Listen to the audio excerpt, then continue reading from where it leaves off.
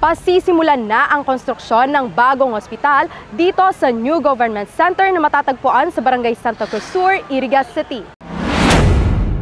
Ito ay matapos ang matagumpay na groundbreaking ceremony sa naturang proyekto kung saan tampok na bisita sa aktibidad ang mismong Regional Director ng Department of Health Bicol na si Dr. Rodolfo Antonio Albornoz. Sa kanyang pagdalo, ibinahagi nito ang partisipasyon at tulong na maaaring ibigay ng kanilang ahensya sa pamahalaang panlungsod, partikular na sa kanilang ipapatayong pampublikong ospital.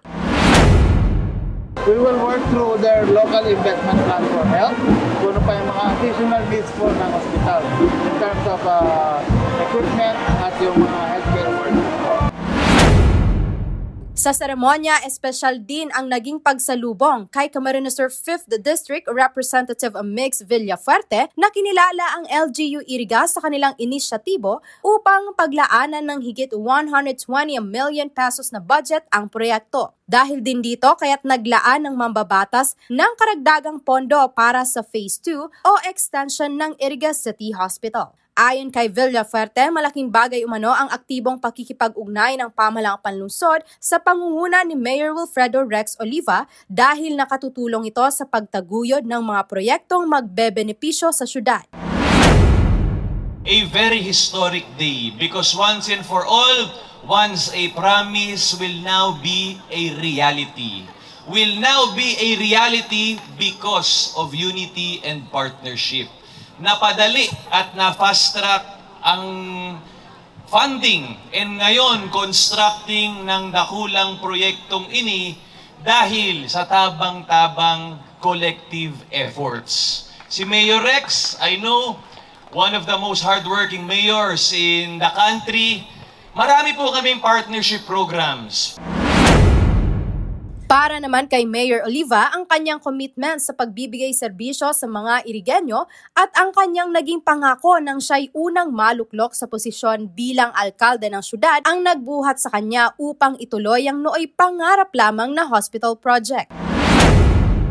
Naglilibot kami kadto sa dienterong syudad, reklamo ka mga tawo, naada kita sa diring hospital.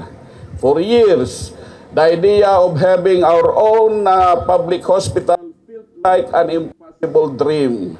Today, we are proving that no dream is too big when it is driven by determination and deep commitment to serving our people.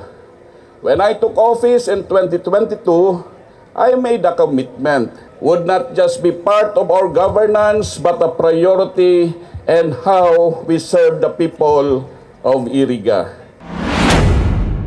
Dagdag pa ng alkalde, ito ang kanilang hakbang upang ilapit ang gobyerno sa tao at bigyan ng libre at kaukulang medikal na serbisyo ang mga nangangailangan. Samantala, tinatayang aabot sa mahigit 4,400 square meters ang laki ng gusaling ipapatayo na may 1.9 hectares na land area. Inaasahang libu-libong Irigenyo ang makikinabang sa proyektong ito ng City Government of Iriga sa pakikipagtulungan sa opisina ni Congressman Mix Villafuerte. Mula rito sa Iriga City, ito si Carol Tirao. Nagbabalita ng tapat, naglilingkod ng sapat.